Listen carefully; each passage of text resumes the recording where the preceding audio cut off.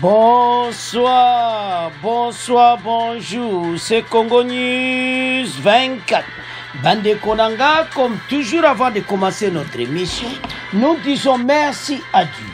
Nous disons merci à nos chers abonnés et téléspectateurs qui nous suivent partout dans le monde et en RDC. Bande Konanga, soyez les bienvenus. À la une, chers téléspectateurs, rencontre Bandeko Tshisekedi et l'église catholique sur situation du pays Bolanda Bandeko Oyo et les gars qui na réunion wana. Donc Banamboka tala basango nenge bavandi boko yoka ba détail. De l'autre côté, 9 officiers phares de aux arrêts pour détournement des effets militaires. Alors Mawatro Makamboyo n'évite mboko toko avancer ndeni tande ba Rwanda ba osaka na biso. Likolo na bino ezamawa. Alors, tous à la connecter, peut-être développer une émission. Deuxième point, chers téléspectateurs, fin de route au Bandiko. Démission bientôt route au Kalataza Kokende. Et puis, RDF 123 Bandiko, armée rwandaise, Bazui Kanyabayonga. Lelo, continue à 16h30. Babotoli Kanyabayonga. Alors, tout développement, match c'est à cause donc boyo kakatsuka na défiance. Alors, message à Sumino sur l'armée rwandaise, et ça qui est très fort. Alors, bakiango lobby, lelo bango ba attaquer pena na ndenge ba ye pena bango nyonso. Ba envoyer Kamanyonga. Mais tout développement en émission là. Et puis, on va parler, il y a Lorenzo a confirmé que Azako Bongisa rencontre Yafachi Nakagane. Bandeko Botala, Bandokia Congo et Bazebele. Biso toko négocier na bango te lobi te ke soba boteli Kanyabayonga et lobi ke biso nde toko négocier na bango. Nous allons nous battre. Et c'est le côté Kanyabayonga, c'est qu'un village au moins ville moi mouké et le toko bunda. Petoko boto la ba ville wana nyonso. Bana mboka toza la connecter, pas de dialogue. Émission oyo. Chers téléspectateurs, émission na bise bandi et comme tant au sol ensemble masolo ya mboka. Bande kotoko banda émission na biso avait rencontre Tshisekedi et l'église catholique sur la situation du pays. Makambo ezole kana mboka basango ba ekomona mokonzi ya mboka. Pour être totambola ensemble, mais Fatia et Bango, il faut bazala au milieu du village. Et ça, bon, bah, comme ça de l'autre côté, bah, on baza église, il faut bâtir à paix. Et ça, tu vas appeler Sakamoto. Le président Félix Tshisekedi a appelé l'église catholique à l'accompagner tout en restant au milieu du village. Cette déclaration est celle de Monseigneur Donatien Tchole, secrétaire général de la conférence épiscopale nationale du Congo, à la sortie de l'audience que le président de la République a accordée à une délégation des évêques. Les prélats catholiques sont venus présenter à Félix Tshisekedi la nouvelle équipe de la CENCO et échanger sur la situation globale du pays. Les évêques ont jugé bon de venir échanger avec le chef de l'État sur la marche du pays. Vous savez que la préoccupation majeure des évêques, c'est le bien-être de la population congolaise. C'est ce qui doit être fait en priorité au regard de ce que vivent les Congolais. Aujourd'hui, il invite le chef de l'État à donner davantage son impulsion pour que cela aille mieux, à résumer Monseigneur Donatien Tchole. Après ma solo, d'abord va présenter qui Sika Senko Yangwana, dirigé par Yemoko Ambongo Yekona na Liboso, et puis Basoli Makamamboka. Tchole a écolo bana média après.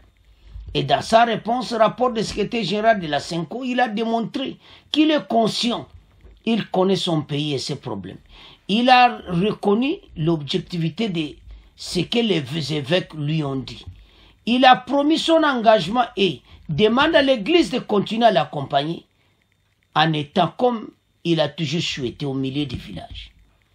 La nouvelle équipe dirigeante de la CENCO est composée de Monseigneur Fulgence Muteba, président, Monseigneur et Mioti, premier vice-président, et Monseigneur Jean Bertin, Nandonye, deuxième vice-président. Alors, bandeko, tomeka na ko discuter maka basango. Basango, bazak ba créer ba désordre de belé na mboka. Lelo, ba komona mokonza mboka était to tambola ensemble. Et c'est là comment triquer za wanate. Est-ce que makamoko boeza wanate? Tout développer ma soul. Le chef de l'État de la RDC appelle l'Église catholique à l'accompagner tout en restant au milieu du village. Déclaration hier de Monseigneur Donatien Cholet, secrétaire général de la Commission épiscopale nationale du Congo, SENCO. C'était à la sortie de l'audience que le président de la République a accordé à une délégation des évêques catholiques. Les prélats catholiques sont aussi allés présenter à Félix Tshisekedi la nouvelle équipe de la SENCO. On écoute Monseigneur Donatien Cholet dans cet extrait proposé par Alain Irong. Les évêques ont jugé bon de venir échanger avec le chef de l'État sur la marche du pays. Vous savez que la préoccupation majeure des évêques, c'est le bien-être de la population congolaise, sur ce qui doit être fait en priorité au regard de ce que vit le Congolais aujourd'hui, sur les domaines où ils invitent le chef de l'État à donner davantage de son implication pour que ça aille mieux. Et je vous assure que c'était de toute beauté, c'était en toute responsabilité qu'ils ont échangé sur ces différents sujets. C'était vraiment dans l'harmonie. Le président de la République a démontré qu'il est conscient, il connaît son pays, il connaît les problèmes, il a reconnu l'objectivité de ce que les évêques lui ont dit, il a promis son engagement, il demande à l'Église de continuer à l'accompagner en étant, comme il a toujours été, au milieu du village. Alors, bandeko tolandi bisonyoso Monseigneur Ncholi. Soko zotala omona kelobi bandeko catholique mo basolaka bien moko baloki na ba boyoki na lobby donc azolo ba bien mais okoyoka lobby lisusu ba changer na mon langage ba yokani bien mokonza mboka le batika biloka ko attaquer ka yé bazalo au milieu du village et c'est basango ba ko respecter parce que la vie normale Église à sa milieu du village, bah quoi, takika mokonzité. Et puis ma kamangou ezaga ba sangote, endinga ba congolais. Alors, maintenant ekoloba, ndenge a souhaité que eza toujours au milieu du village ba accompagner na mboka onde tozotonga mboka. Parce que pays où vous mona, ezaki comment qui peine en poussière, mawa trop. Yango zo senga ba congolais ba telema pour le bien-être du pays. Tout ce qui se passe dans notre pays, ozo kabilo kona nyonso, ozo passer na mboka na biso. Ezamawa. Ozo mona. Batu oyo bazo sala makambo oyo. Basango fale ba lobela bango. Mais basango bazo lobela bango te. Alors, gouvernement oyo basai pe ba avancer malgré berere zangakate. Mais basango ta bazo lobango faut loba pe erbo ba loba pe oya bien et ça la bien à peuple. Peuple ayo kaka mabete bande ko matoyo linga pe yo kama kamba bien. Mais basango te. Basango so ben ko to la mabeka ka lobela bango. Lobela bango. Mais toko keneti wapi. Biso toko telema pona mboka. Nous allons aller talangaiko na lobana za patriote pona mboka. Tolobaka pona mboka bato to ba cha makama kelele me baksango makabo sala le hotel mapona mboka bino bozo attaquer ka président Félix mais na bozo le boyo kinda lobina bino alors ekoti basango pe ba yokiango ba yokison ba monete fo ba ya koloba na la presse de Tolandi ba le président a conscient tant de ça bino yoki basango ba ko constater Balu mokonza mboka aza conscient na situation où ezoleka na pays. Ayebi, nyonso, bino batomi tumusamaka. Eza message a bien pour na bino, pour basango bakoya okosati. Ke mokonza mboka aza conscient na ezoleka na mboka.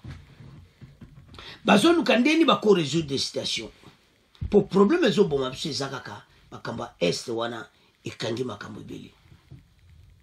Nzambe wana otika biso te, malgré le haut et les bas. malgré le complot international complot suka ekoya kobima kaka nde tokende fatia continue kaka bongo bango mpe basotala bolanda te ko bazwi kanya bayonga bakita bango bato wana baza na problème yango totelema biso nyonso ensemble basango baza le milieu du village mpe to avance mboka totika makambo ya injustice tolobaka oyo eza bien mpona mboka. Alors wana ezaki église catholique bakendaki koprésente 5 pa faci et puis basololi mpe tolandi monseigneur Nchole a expliqué le dossier. Alors bana mboka tokomokende na deuxième partie. Deuxième partie ekosala bino bacongolais pasi mingi. Pourquoi esala pasi? Parce que makambo ezoleka na mboka na biso ezosala mawa ya kosakana te.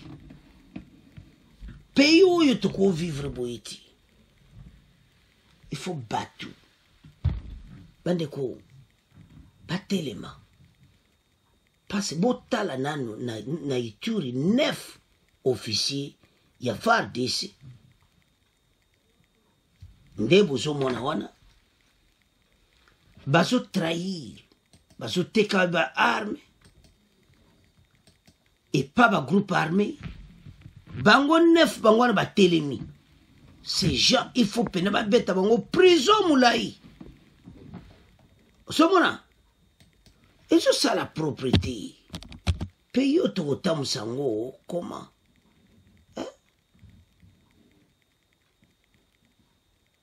parce que mboka oyo ya biso tozana ba station ebele osomona mais je senga peler moko makambo to anango ezala penaki ba to résoudre ba station oyo tozana ngo osomona.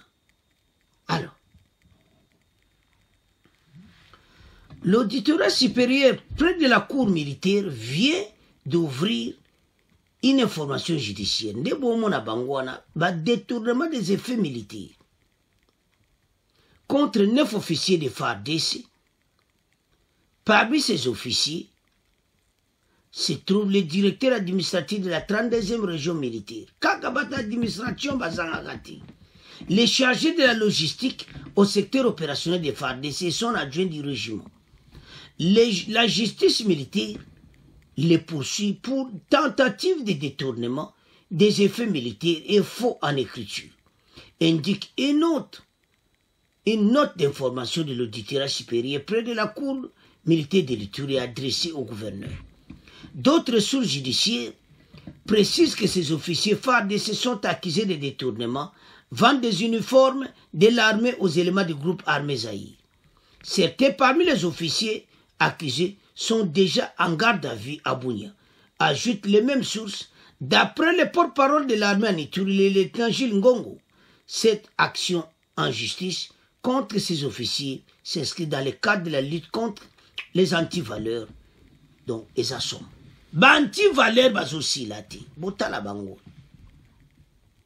Ba Congolais, totelema pona mboka. Batoyo, basali mboka mabe. Va détruire mboka. Tous ces antivaleurs na kati armée. Bongo toko gaye ndenge nini bitumba. Déjà kutu kaka na Ituri, kaka na groupes armés, bozo ko teka plein pa ba groupes armés ko teka la même nduki. Ezaka ndenge mokoti. Toko gaye bitumba ndenge nini? Bande ko infiltration na mboka na biso soko silité. Mboka kozana kimati. Yanto yesa ba Congolais to telema. Ezali kama mabele. La mouka. Situation toujours vivre pour le moment et ça la passe. Passe ba traître basiliti. Tous ces traîtres bazo coopérer na président rwandais et ça mawa. Et ça ba musunde baza na kate armée mais motema neza wana te. Bazo sala ba trahison tala ba onde ba tekiminduki. C'est la même chose na bona mususu. Bon, to ko avancer mboka. Chers téléspectateurs, ça fait mal. Les mosso tali mboka na biso lobia nzambe na ngai. Mon pays la RDC. Tozo kende wapi. Ezo sala mawa. Situation moko difficile. Mais nous devons élever notre voix, chers téléspectateurs, pour ce pays. Parce que mona batu pene ba mi bazo yiba mbongo, ils sont entrés, ba yibe ba lara ya FARDC, ba yibe biloko batu, il faut ba peine de mort à makasi batu. Tale loko zo détruire mboka yango. Alors, bana mboka, ezama en tout cas to komo tika on a bino 9 officiers militaires FARDC pour détourner les effets militaires. Bolo va pesa bon combien d'années na prison ou bien kaka peine de mort yamba la moko parce que biloko aboui yango moito avancé. Il faut pena mo konza mboka telema. Fatia changer comme mutu mo pena donc il faut pena parce makambo zo senga présence à la pena do matata. Pour batu ba sangashu na mboka na bisote. Moni présence à la na bateau ti donc il faut l'accès bateau pena kaka ki ele mo ki dictature. Parce que trop c'est trop. À cause de la caboïté, tant de bateaux bazo sakana mboka na biso. Le roi ta la pe origine wa mona le biso bazaba Rwandais et sont entrés bazana kata FARDC. Mande ko bo tokeba ba Rwandais ou tu bazé belé par la biso. C'est que vous oubliez. Zomona ba on ne pena mutu ba acha mboko mobulu et biso photo téléma. Parce que trop c'est trop et ça fait mal pour notre pays. Comment batu biloko ya armée yokere ko trahir mboko teka yao mawatro yao basango bolo bela makame ya boite ole bolo ba makamba boye o bolo ba makamo ba infiltration rwandaise bolo ba pété na basango pena comprendre bilote bokolo makamo infiltration rwandaise te kaka makamususu bozoloba ça mawa so makambo élection boyembango makambo yango akolobela te bino basango. Alors bana mboka esali pasi mingi en tout cas ndenge bato bakomosala mboka bazo détourner ba arme ezo sala pasi pour mboka na biso RDC mais to continuer ko supporter en tout cas to komotika on a bino to komokene na deuxième point. Bandeko deuxième point oyo to ko diviser on a ba parti ebele. Ya Ruto ndebo zomona yewana bientôt donc démission ba senge soit démissionner mais toujours yana poana et puis on va parler que armée rwandaise va botoli Kanyabayonga toujours yana poana et puis message à Suminwa o ya suka nde poana nde ya suka Ruto kozala suka tokoloba ndeni bazolinga dialogue après kobotola Kanyabayonga mais biso photo boyango fatifa boyango Kabanyonga c'est quoi hein mutu mota kondima kufunga ba bateau pour la dialogue biloko président Rwanda azoluka eko simbati les grave. Alors tokobanda avec message fort de Sumino après tokoyala négociation Kanyabayonga pe Ruto bandeko makambo tozoloba awa eza très sérieux to banda na message ya Sumino tao ya pesi message oyo. Reconnaissant l'occupation partielle des 3 sur les 6 territoires du Nord Kivu par les M23, la chef du gouvernement congolais salue tout de même la montée en puissance de l'armée qui, du reste, est déterminée à en finir avec l'agression rwandaise à travers ses supplétifs du M23. On essaye de contrer le M23 en évitant qu'il traverse la frontière. Maintenant, c'est vrai qu'on a 3 territoires ici au Nord Kivu qui sont partiellement occupés. Le travail qui est en train d'être fait, c'est que la montée en puissance des FARDC. Je peux vous garantir que la situation des FARDC aujourd'hui n'est plus ce qu'elle était il y a peut-être 1 an ou 2. On a mis les moyens pour que les FARDC puissent aussi répondre, contenir, mais aussi ils sont en train de voir comment faire les choses mieux. Pour Judith Suminwa, son gouvernement va utiliser toutes les voies pour ramener la paix dans l'Est de la République, sans exclure la voie diplomatique. Elle reste cependant catégorique. La RDC ne négociera pas avec le Rwanda en s'alignant sur la position du chef de l'État congolais. Le chef de l'État a été clair. Nous n'allons pas négocier avec ceux qui nous agressent. Bato mbalamo bake ko botola Kanyabayonga. Donc, oyo kaka ba défiance totale balaksi biso ke biso pena toko prouver premier ministre le quoi une décision biso toko prouver. Voilà. Donc quelque part na kati armée ezana bâtiment penda baza contre mboka. Parce que tant maman alobi ka makambo yo bato yo ezalaka soki discours mo epesi ya makasi. Allez, armée on est tombo qui pena batindi ba renfort et wuti Rwanda partout Uganda, Kenya, batindi so combien d'armées baya kubunisa FARDC. Non, ezamawa. Madame Soumina Lobiboui, les ressources mises à la disposition des FARDC vont permettre à ces derniers de contrer l'avancée des rebelles, a affirmé jeudi 27 juin la première ministre Judith Soumina. Au cours de la conférence de la presse, marquant la fin de sa mission de 2 jours dans cette province, Madame Souminois Bandeko, au cours de la conférence de presse à Lobiboui, elle a dit que par ailleurs, garantit que la montée en puissance des FARDC, grâce aux moyens dont elles sont dotées par le gouvernement, va leur permettre de contenir les assauts dits rebelles dits RDF 123 de l'armée rwandaise, voire de faire mieux sur le terrain. Et Judith Soumina assure par ailleurs que son gouvernement va utiliser tous les moyens, y compris diplomatiques, afin de ramener la paix dans l'Est, non sans rappeler la position du chef de l'État congolais dans cette crise. Voilà ndenge oyo toza situation. Tant à lobby message wana, maman a lobby avec détermination que ba moyens ses mis à disposition pour la FARDC et tout bunda na bateau. Kagame ses hommes le kola point de point pédé soit kabango pour point na bamba kansa kaki ba négociation kozala allez bangwana. On ne peut pas négocier avec des rebelles. Tu peux négocier. Exactement pour aboteli Kanyabayonga. Bisoto que nous négocier na bango. Et simbati. Tu peux sala yangote. Yango zomona ke batoyo bazotia pena mutu makasi pona bango bamonika ke en tout cas il faut pena to tiambamba peto beta biloko to gaye tout ça. Non. Donc, ce que je tala,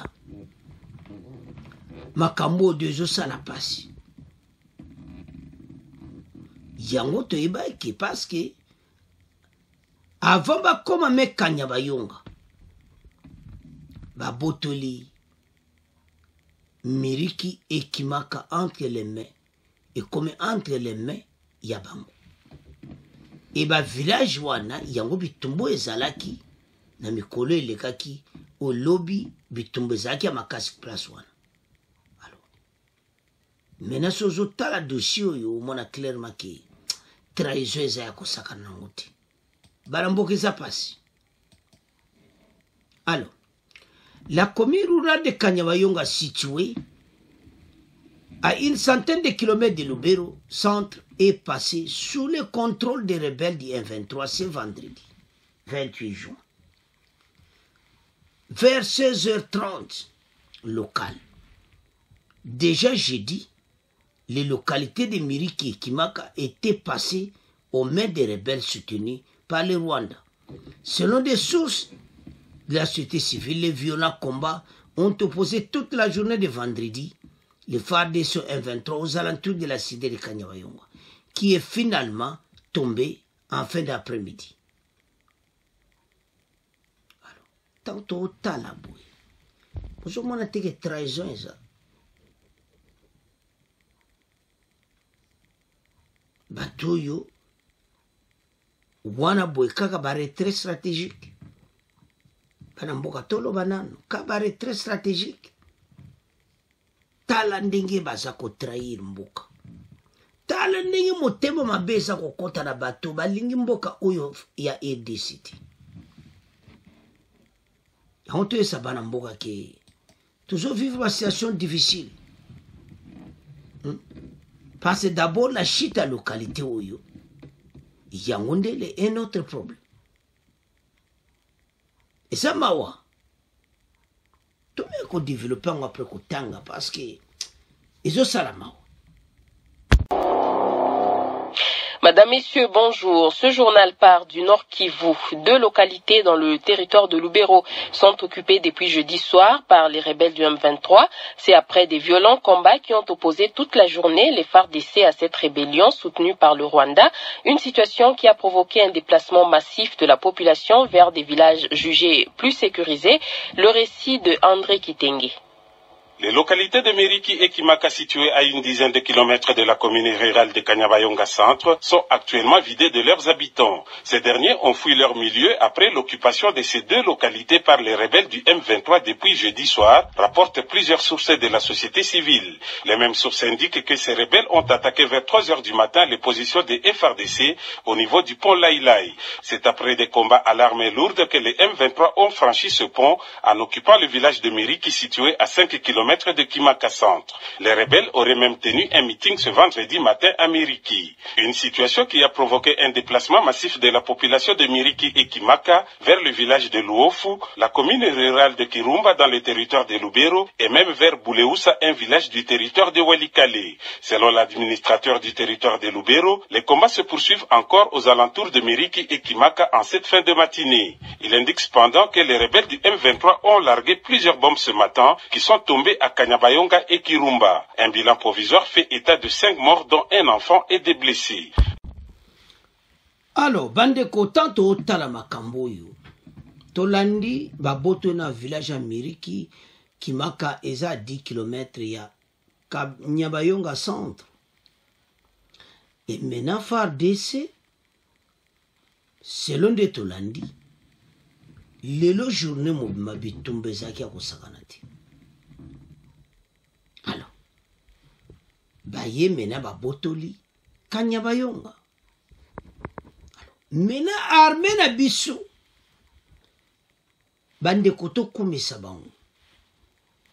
Baza kobunda, mais toujours infiltration ou toujours détruire mboka.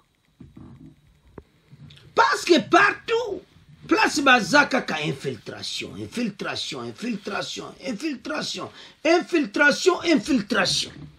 Bozo mona teke tozana problème moko très sérieux na mboka. Tolandi wana.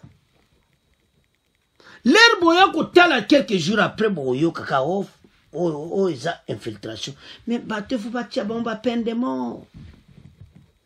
Parce que l'armée a tous les moyens. Maman Soumina lobby, l'armée a pas moyens. Et pourquoi toujours kokate? Qu'est-ce qui se passe au juste? Congolais, lève-toi! Bissonioso! Simaya FARDC. Tout le monde a dit que comment la chute de Kanyabayonga et comment le cola bâtiment, on dirait, d'autres comme un bâtiment, comme Mawa. Non! Ben, ne sais pas un problème, parce que mon présent route, mais tout ça, il y a un point. A comme un problème sérieux, Bango va te détruire des ordres dans Mboka Nabiso. Ya Congolais la Mouka, parce que situation de Zanango, solution est besoin. Le président Ruto, maintenant, ça a un problème sérieux, parce que au moins, Kabanyon en débat jui. Et Django est découragé armé. Armé na wazalendo bo telema pona mboka boke liboso to bengana monguna o. Et nous allons gagner cette guerre. Quel que soit quel prix, armé na biso ko telema pona mboka et les wazalendo bako telema pona mboka. Banda ko tosana armé moko très fort. Mais loko ni sala biso passe. Ezali façon oyo toujours vivre na ennemi de la paix oyo baliko tika mboka na bisoti yango bomone sala kapasi mais congolais tosenga bino na pokwa lelo ete totelema. Nous allons gagner cette guerre, quel que soit ezowumela ndenge nini, toko gagner guerre oyo.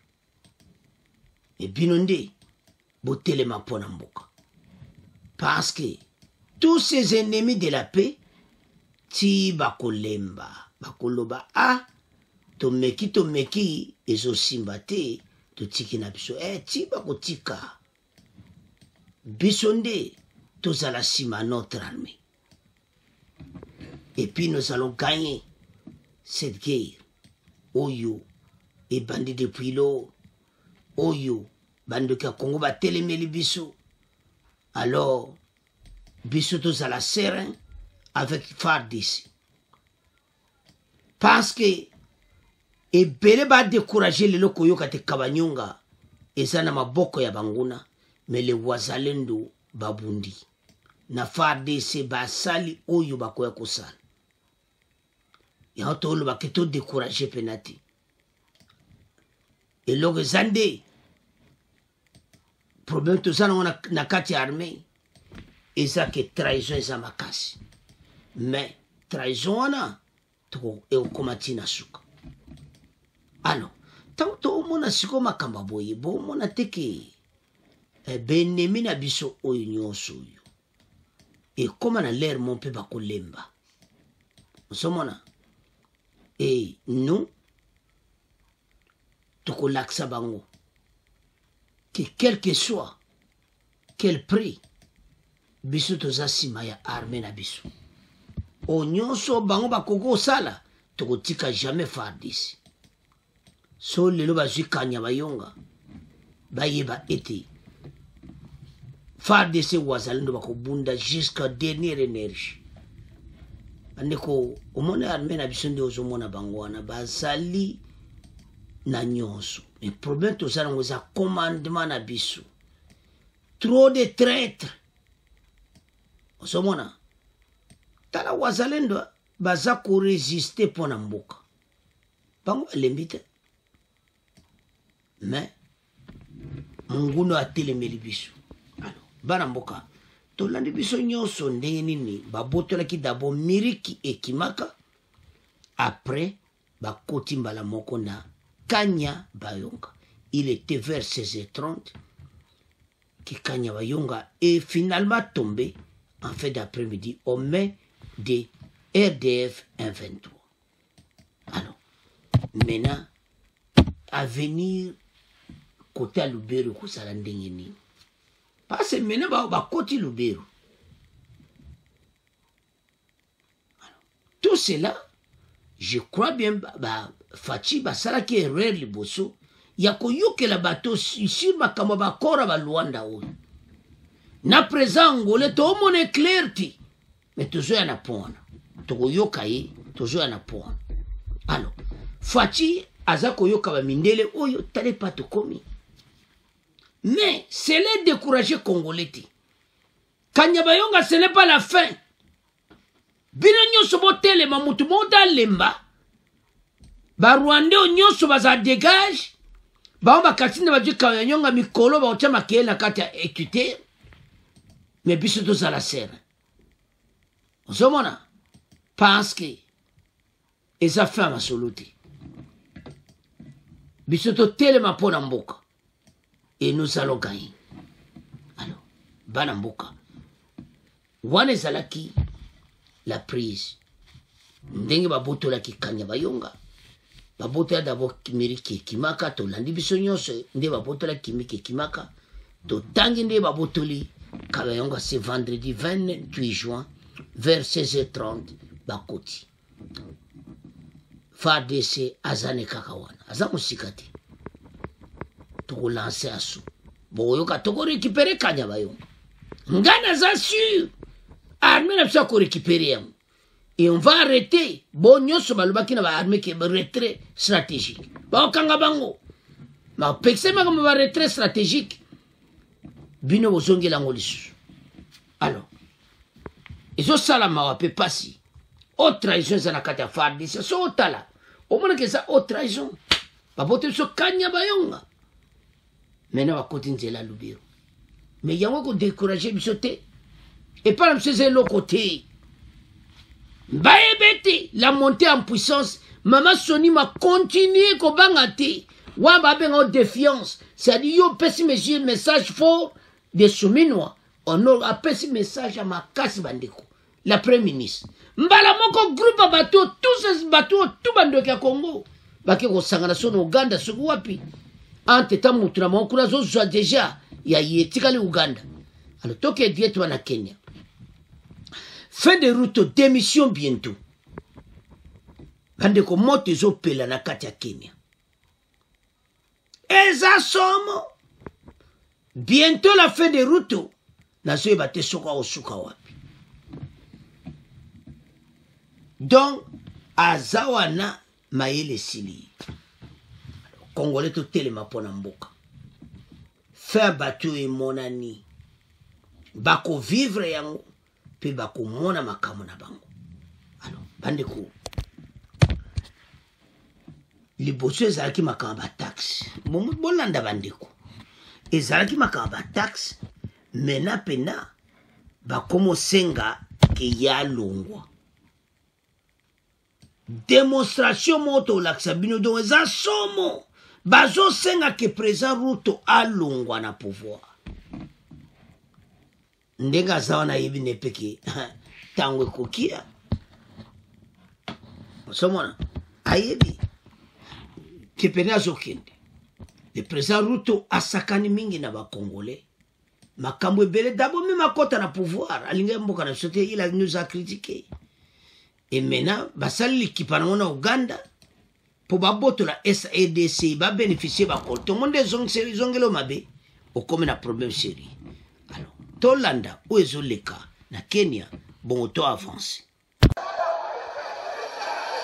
asa za ko yokate et couper na ba bande reneto loba makamo de zo salama pour le moment moli babe akuma beta pena ba balle réel mena ba komo senga départ na éviter ce ko sukolende ni ba bocha maboli bazo beta to pena masasi ya solo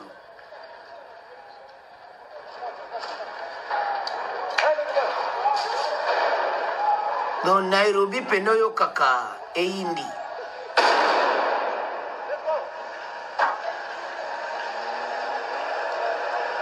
yoko zala masa ya Kagame moli babete ba Rwanda tala sikoyo olinge mboka na biso koma tala nde bokomi ba komo senga pena son départ do mobule zo silati ba tema boko bangona ba telemi bazo banga police te ya ko salo yo lingi ba tema boko likolo bazo senga le départ nae somona yama kautolo baka alukati biso talasiko donc bande ko Nairobi dans Kenya pene comme désordre voilà bazo senga mena départ nae et puis boye bete baza pousser ndé en santé de route azobim. Parce que Ruto, déjà, même avant qu'on ait le pouvoir, a critiqué les Congolais. Même Bala Oyo, a comme une situation difficile, il n'y a pas de bateau. Mais on va au Tikate, il y a pas de longwa.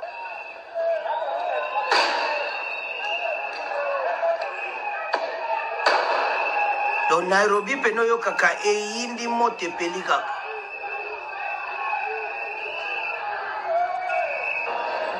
Invité Ndene Gosuki là, il a mené un problème sérieux. Bama banga partout.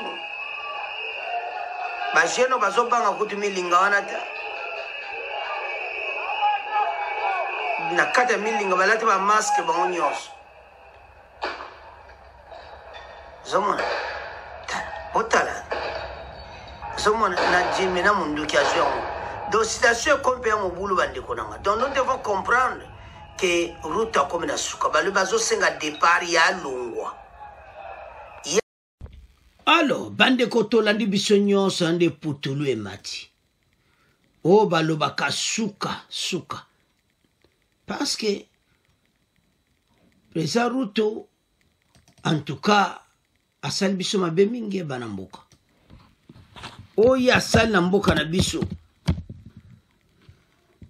oyo alobaki na lera kenemi aux États-Unis etikali na mpasi miteme pe ba Congolais mais si vous montez match onde baluki mena yaza kolongwa na pouvoir ba généraux musu basi ba telemeli ba moni ke peuple ako kufa boyete donc ye il faut longo somona sikoyo akoloba nini somona mais awa basali kitala bona Rwanda nde mo babotoli na Kagame na Uganda basali ba association na bango mena babotoli biso Kanyabayonga ale ba sala mais no monde zongeli bande ko za somo donc oyo kasuka et maintenant ndeto landiwana pour tout le matin katia Nairobi a feu milinga partout et maintenant kolobani donc ndega zawana atombola kama boko likolo kinga moi les sociétés oluka kyango o mona ki aider ces places yo bini okay o éviter place yo biso beto tomboki na ndenga mabe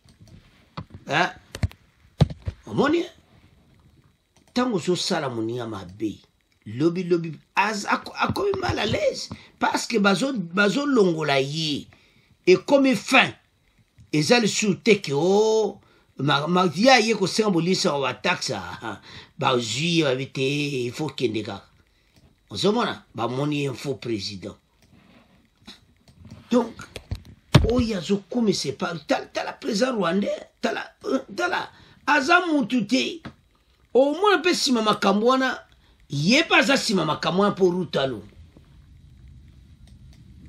mais baza ba master président Rwanda qui va rater pona ye kaka o azara besoin ngo c'est dit kopo yo ba coltan le ko ba sola kino yo longwe président muswana ye ba sute nde kopezalaki monde ba sala yo président Rwanda za mutu mabe talande président Kenya ziki moto peli na kati ya Nairobi boso monate et le minde komo te président Rwanda za mutalibabe yoke ko associé na ye o mimba libabe nyonso na kati ya Kenya parce que il a des problèmes sérieux na batu mais mutanda yoke no zana yendenge nini voilà la situation alors bana mboka en tout cas eza obaloba kamawa ndenga zawana mayele silie azoye batelo ni akosala etikali nini atombola kama bo likolo démission aya kopesa yango alors déjà na niveau armé bazomona bako kwa shuti chaque jour batu bazana nzila bakoboma continue koboma batuté donc président fa démissionner parce que peuple a révolté mawato na yi alors siko tukomotika pona bino tukomokena pona biso oyi yindi ya suka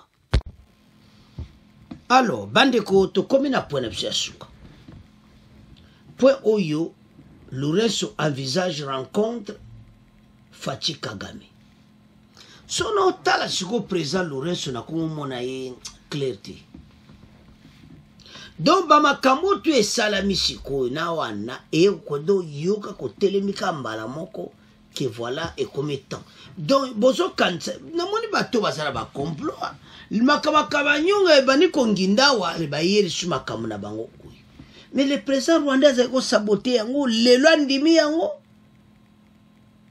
parce bozo mona sur dans la position de faiblesse le kabino bo gagner ba territoire on peut pas aller en négociation en position de faiblesse toko négocier na ba rebelle te bazo boma wa congolais. Et la Premier ministre l'a dit clairement. Oboto la Kanyabayonga, oboto la on s'en fout. Parce que bientôt faire déjà qu'on récupérer. Bazono a nyos to récupérer yango. Makele wana nyos isa ya pamba. Tala batoyo o bazo sana mboka na biso. Et ça, mawa. Donc, ils ont un problème sérieux. Oyo, tout ça ne va pas aller. Il y a un facha négocié. Koyo que la louré sur le soutien. Tout comme on peut clarté. Soit ça moutaba américain. Tout le monde peut louré sur clarté. Accord à loin de l'obinin. Bateau babima. Et c'est bateau bakobima. Comment facha qu'il vanda bateau bazaka rakata RDC. Fachi fazara dure à tellement la position ailleurs. Parce qu'on ne peut pas négocier avec l'ennemi. Est-ce possible? Alors, maintenant, le président Joao Lourenço envisage pour une solution pacifique du conflit dans l'est de la RDC une rencontre entre le président Félix Tshisekedi et Paul Kagame. Il a déclaré jeudi 27 juin, alors qu'il était en visite officielle à Abidjan, en Côte d'Ivoire. Nous sommes en train de négocier au niveau ministériel, dans la perspective des très prochains pouvoirs, mettre ensemble les deux chefs d'État, Tshisekedi et Kagame, pour un échange direct sur cette situation dans l'objectif de parvenir à la paix, a lancé Lourenço. Les médiateurs désignés par l'Union africaine dans la crise qui oppose la RDC au Rwanda soulignent que l'unique issue pour lui, c'est la négociation pour mettre fin à ce conflit. La guerre n'est bonne pour personne. Beaucoup avec ces situations qui sévissent non seulement à RDC mais aussi dans les régions du Grand Lac, relativement à ces conflits en vigueur dans cette région de notre continent. Nous continuons à travers les négociations de Luanda, c'est les termes que nous avons accordés à cette recherche de la paix. Elles ont été mises en œuvre au niveau le plus haut à travers les différents chefs d'État, a déclaré Joao Lourenço. Selon lui, il n'y a aucune victoire militaire, d'où appel au dialogue. L'unique issue pour nous, c'est sans doute les négociations et la recherche de la fin de ce conflit face à une table de négociation que nous avons mise en œuvre et qui est en cours, relativement à l'Union africaine, qui a donc accompagné de très près ses partenaires. Nous croyons qu'avec le soutien de tous, et même de l'Union africaine, même des Nations unies, qui sont très préoccupés par cette situation, prévaut dans ces pays. Nous allons donc devoir réaliser la paix dans le territoire congolais. Mais bozo lobama kamé ya Uganda te, bozo lukaga fatia négocier, et ko simba te. Fatia kondi mama kaba négociation wana te, apesa ki conditionne ke bamba bima na mboka na biso. Toko bunda tina suka, tozala mutu makasi, toko bunda, toko tika la bino tante, bozo mona biso wana bazoba, toko tika bino te. Alors, ezo sala mawa bande konanga, to développer ma solo après extrait, oui. Parlons justement du conflit RDC-Rwanda. Nous sommes en train de négocier au niveau ministériel dans la perspective de très prochainement pouvoir mettre ensemble les deux chefs d'État, Félix-Antoine Tshisekedi et Kagame, pour un échange direct sur cette situation dans l'objectif de parvenir à la paix. C'est ce qu'a déclaré le président Joao Lourenço de l'Angola en visite officielle hier à Abidjan en Côte d'Ivoire. Le médiateur désigné par l'Union africaine dans la crise qui oppose la RDC au Rwanda souligne que l'unique issue pour lui, c'est la négociation pour mettre fin à ce conflit. On écoute le président angolais dans ses propos recueillis par Alain Rongmoshinj.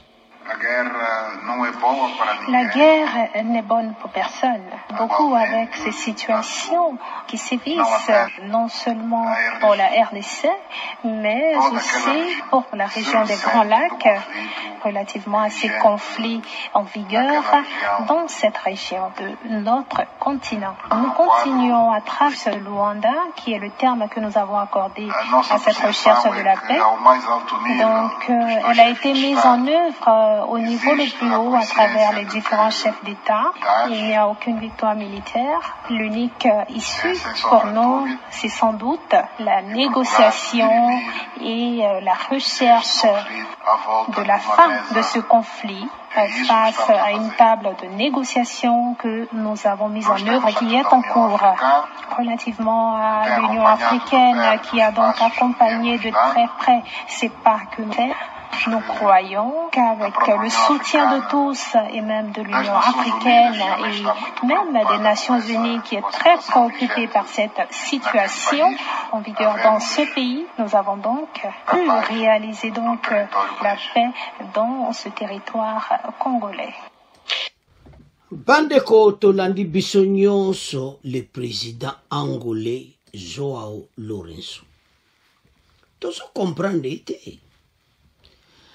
So totala dossier oyo ezopesa mutu pasi. Le président angolais a sololi na Kagame. Lelo wana nanu kutu bajata ba territoire ebiliti. Mais le président Rwanda zo gelé na ya récupérer ba territoire. Anteta baza ko distraire Fachina ba américain ba européen bato ba jumena ba territoire ebelé na Nord Kivu. Alors, maintenant ils ont salama wato mais biso nyonso tolandaki makambo nyonso oilekaki. Omona clairement eti message fort de Somino est clair. Tout qu'on négocie na batouti. Alors, sur les ongles au Somino lobina Kivu, Premier ministre le même le chef de l'État. Tout qu'on négocie na binoti. Adjo ba sodanaye ba quitter RDC toko solo là. Mais là, ils vont continuer à récupérer ma territoire. Mais conditions, c'est fatigué à pécher Zamabe. Et c'est clair. Alors, maintenant, Bango Bari, Bazu, maintenant, Kanya Bayonga. C'est toujours qu'il y a une situation d'engagement. Bazu, une grande partie à Rutshuru, Bazu, une grande partie. Mena ba koti Lubero siko na frontiere ya Lubero na Rutshuru oyo kakanya bayonga. Osomana batu bakimi kota walikale donc osomana situation tozana ngo eza mubulu président Facha changer mena akoma pena muta akoma pena donc oyo kaka ameka kubimisa balwa moka makasi. Pas kwede. Comme ça tous ces gens o bazo sakana mboka na biso makambo ba sakana na biso te pas c'est trop to yoki batu mingi to landi bango pe to yoki oyo bazo loba mais biso photo telema le reste andenga lobby wana alobi ke guerre mutaogani guerre azati. Osomona, à lui qu'il faut, batoba solo là. Mais toko solo avec qui président Lourenço? Avec un mouton qui a envoyé Bisso? Donc il y a comme il a envoyé à Américains, les Européens et Occident. Situation est claire, Fati siko faza mayele. Parce que bateau, il va si balo qui bango bazana besoin. Bazo ba territoire wana ba koma donc bazo ba posa minena ba généraux kotoana Kagame akoma lisuko mboka na biso non si yasho tuzana ngo yango wana ajiba Rwandais bela bomina est plusieurs morts mais azo continuer marche nae yazana besoin ka gâteau oya munene adjo apenda yo kaka une partie de la négociation na yendenga salaki na ba président liboso c'est-à-dire bateau ba lingete to récupérer mboka bande ko makambo to zo bunda nango boyebi point bazo bunda na kati intérieur to za bateau bola nege mishalubi bazo tang bateau oyo bazaki liboso batikela ki Kagame nyonso gouvernement peut perdre batikela Kagame nyonso asa ningalingi. Mwana mboka yena soma bimboke kozala boete totelemela mboka le bato na toile ba continue rébellion bato a tout ba konko menacer mokonza mboka ba ko menacer mboka na biso eza soni pe pasi pe mawa. Alors ba mama Somino bango nyonso balobi to ko négocier na bango ti. Ce sont des rebelles, les terroristes. ce sont des terroristes oyo baye koboma mboka na biso ba Rwandais eza kutu te o makambo eza klek eza armée rwandaise baye koboma mboka na biso président rwandais akofuta tota oyo nyonso ekoleka boye te. Alors bana mboka botala dossier toza nango bomona comment les pays eza attaqué bo comprendre que la situation est complètement mon boulot. Donc comme maintenant que Fatia tu as décision à ma casse to boy négociation mais ce qu'on faut tous en force moko ya ma casse force wana to laksa batoyo ete biso to wana yango ezo senga ba konti baza na position moko dure contre batoyo les ennemis de la paix comme ça match ezalaki biso pena to gagner match oyo pe congolais azonga ne sikana ye pas c'est trop président rwandais basala association na wana président Ruto président Uganda au monde Ruto kwande bapanzi mboka balibabe wana ozosala biso mabe ekozongela bino bana mboka après ye Uganda pe na mboka ne akoyoka yango to aliawa parce que obazosala biso bakofuta yango tokondi matin batoyo basa biso tina niveau donc ça fait mal. Alors bana mboka en tout cas tolandi biso nyonso émission to comme on a fait émission na biso bandiko bon continuer ko s'abonner massivement bon partager au revoir à la prochaine.